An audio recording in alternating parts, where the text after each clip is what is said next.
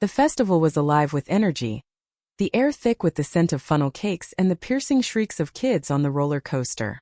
It was meant to be a carefree day filled with good food and relaxation.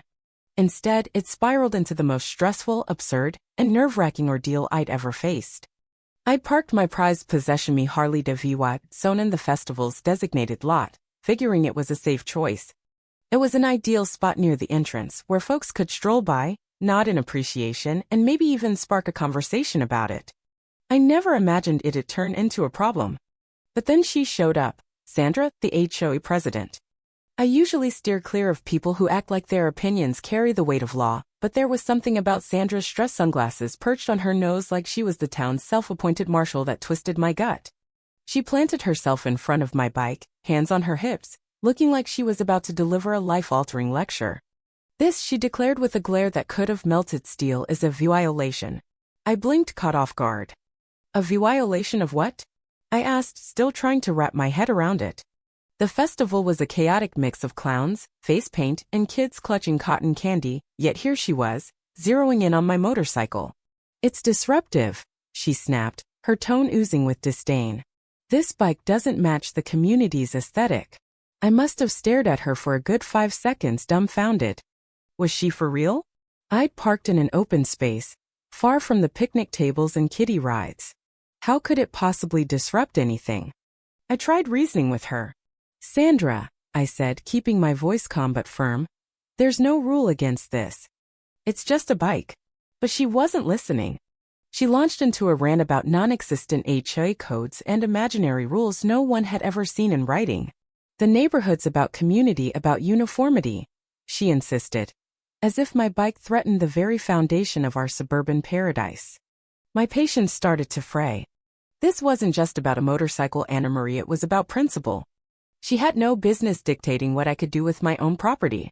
I'm not MOVing it, I said, digging in my heels. You've got no authority to tell me what to do. It's not even under your HOA's control. Her face shifted, her eyes narrowing. Then with a dramatic sigh, she reached into her purse. I'll call security, she said, her voice dropping to a theatrical whisper, like she'd just summoned divine retribution. Security? What was this, Amal? Go ahead. I shot back, a nervous laugh slipping out. I'd love to see who's gonna enforce this nonsense. But Sandra didn't flinch. She dialed a number, turned away, and muttered into her phone, probably inventing new regulations on the spot. I stood there, watching the absurdity unfold, my mind racing. Should I just leave? What if they towed my bike? How would I get it back? What was she up to? I paced, trying to figure out my next move when I noticed people in the crowd staring, some curious, others whispering. I couldn't tell if they were rooting for me or just enjoying the show, but the tension was thick. Just as I considered calling the festival organizers myself, Sandra returned, her face smug with Tori. You're not going anywhere, she said, practically gloating. Your bike's being taken care of. It'll be gone before you know it. I gaped at her, anger and confusion boiling over. What? What do you mean, taken care of? You can't just take my bike. But she just smirked, that slow, sinister smile that told me she was about to make my life hell. I've got a tow truck on the way, she said. And trust me, this is the last time you'll park that thing here. I froze, my mind spinning. Was she really HOAing my bike towed? My Harley, the one I'd saved for years to buy, the one I treated better than some people treat their own kids, all because Sandra didn't like how it looked? The sheer ridiculousness hit me like a ton of bricks. This woman, with her endless rules and HOA power trips, thought she could take something that was mine. It was too much. I turned to walk away, done arguing with her. But then a voice cut through the air. Hey, that's my bike. I spun around, startled, and saw a man in a uniform approaching. Not a cop or a security guard, this guy looked more official. Highway Patrol. He strode over, glanced at my bike, then fixed his gaze on Sandra, who seemed to shrink under his stare. Is there a problem here? He asked. Her smugness wavered and my heart skipped. Was this actually happening? Had I just been saved by the Highway Patrol? With a calm that made everything feel like slow motion, the officer said, this motorcycle isn't just some random bike, ma'am. It belongs to the Highway Patrol and it's part of an ongoing investigation. I suggest you stop interfering with police business. I blinked, looking from him to Sandra. The world tilted. My bike part of an operation I knew nothing about? Sandra stood there speechless as his words sank in. For the first time all day, I realized she'd messed with the wrong person. But this was just the start. The tale of Sandra trying to control the wrong bike was only beginning. I stood rooted to the spot as the officer approached my Harley. Sandra's face turned a shade of red I'd never seen, her confidence crumbling. She darted her eyes between us, searching for something to say, but nothing came out. It was like the festival froze the cotton candy machine silent, the crowd hushed. People who'd been watching now stood in awkward silence. I tried to process it. My bike, tied to the highway patrol? This was insane. I had no clue it was anything more than my personal ride. The officer turned back to Sandra, who was visibly wilting. "You have no authority over this vehicle," he said, his tone steady but sharp. "You've got no reason to mess with it." She opened her mouth to argue, but the words caught in her throat. Seeing Sandra, the neighborhood tyrant, struck silent was a rare treat. The officer didn't let her recover. "Ma'am," he continued, a hint of irritation creeping in, "this bike's part of an investigation. Step aside." Her eyes widened and she stumbled back, reeling from his words. Relief washed over me. I wasn't just getting my bike back. Sandra was the one in hot water now. The officer turned to me and for a second I thought he'd explain how my Harley ended up in a police operation. Instead, he gave a small smile. "Sorry about this," he said, almost sheepish. "There's been a mix-up. This bike's part of a covert op. It's gotta stay put for now." I blinked. "What? My bike was off limits because of some secret mission?" "Wait," I said, louder than I meant, "you're saying it belongs to the highway patrol, and it's been used in an investigation?" He nodded. "That's right. It's tied to undercover work. Don't worry, you'll get it back when the op's done. We just need it secure for now." I was floored. This was the stuff of cheap crime novels, not my life. My motorcycle, my pride and joy, was a pawn in some law enforcement scheme I hadn't signed up for. Sandra, of course, couldn't let the moment pass quietly. "This is ridiculous," she muttered, arms crossed, struggling to regain her footing. "I didn't sign up for this. I just wanted to keep the community safe from whatever this is." I couldn't help but laugh at the absurdity. "Oh, don't worry, Sandra," I said with a smirk. "I'm sure the neighborhood's safer now that you're policing everyone's bikes." Her face flushed deeper, but before she could snap back, the officer intervened. "Ma'am, let's take this elsewhere. This is an ongoing matter, and I'd rather not involve the whole festival." For once, Sandra listened, muttering under her breath as she stormed off. I turned to the officer, desperate for clarity. "So what now? Do I just wait for my bike to come back?" He raised an eyebrow. "You can't take it yet, unfortunately. We'll keep it safe, and you can contact us later to get it back." My stomach sank. My bike wasn't just transportation, it was my freedom. Now, thanks to Sandra's meddling, I didn't know when I'd ride again. "Look," I said, trying to hide my frustration, "I get it, but I need that bike. It's mine. I've cared for it for years. I can't just leave it sitting here." He paused, then said, "I understand, but trust me, it's better this way for now. The situation's complicated and you're safer staying out of it." I exhaled sharply, forcing myself to calm down. Arguing wouldn't help. He was just doing his job. At least my bike wasn't going anywhere it shouldn't. "Okay," I said finally. "I'll wait. But I want to know when I can have it back." "This is nuts." He nodded. "We'll reach out when it's over. For now, try to enjoy the festival. It'll be sorted soon." I couldn't muster a reply. Staying at the festival without my bike felt pointless, but I forced a smile and nodded.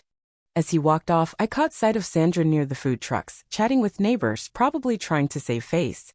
I considered tossing one last sarcastic jab her way but held back. No point in stirring the pot more. Instead, I headed the other way, the festival buzzing around me. All I could think about was my bike, locked away in a mess I never asked for. A day meant for fun, now a lingering headache, thanks to Sandra. And I had a feeling this was just the start of something bigger. The next few hours blurred by in a haze of frustration. I tried to enjoy the festival, but with my bike gone and Sandra's HOA nonsense haunting me, relaxation was impossible. People's stares followed me, some pitying, others just nosy. I grabbed a corn dog, hoping greasy food would dull my irritation, but I wasn't hungry. I needed answers. Why was my bike tangled in a secret operation, and what did Sandra have to do with it? Was she a criminal mastermind or just a busybody who'd stumbled into something bigger?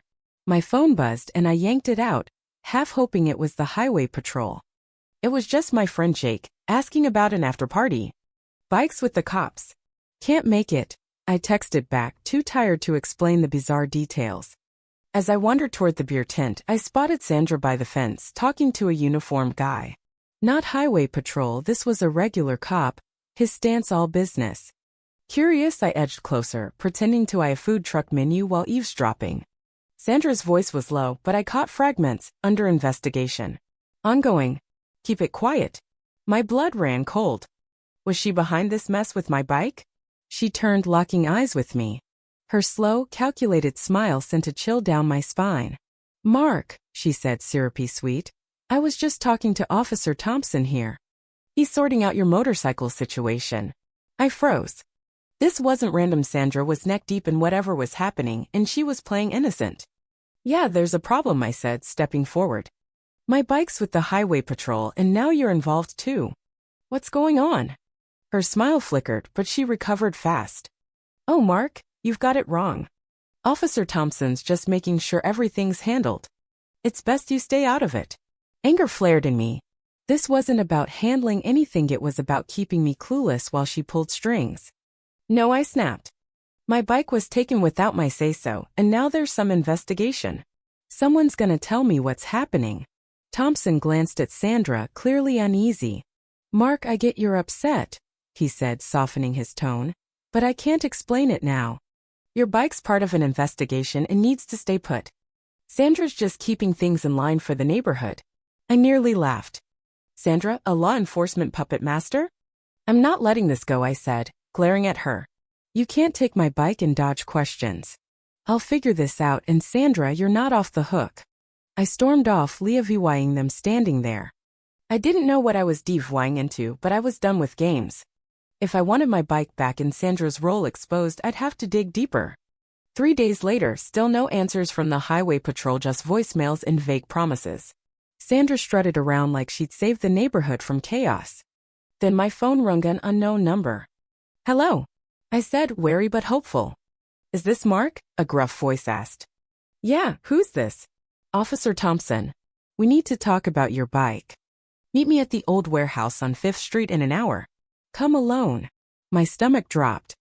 A warehouse? This was getting weirder by the minute. I grabbed my jacket and drove, mind racing. When I arrived, the place looked like a movie set, abandoned, eerie, silent. I pushed open the creaky door and stepped inside, hearing voices deeper in. Thompson stood with a suited man, tall, authoritative, not a cop. Thompson nodded at me. You made it. Let's talk. No games, I said. Why's my bike gone, and what's Sandra's deal? He hesitated. Sandra's deeper in this than you think. She's been helping us for months, feeding us intel on neighborhood shady types.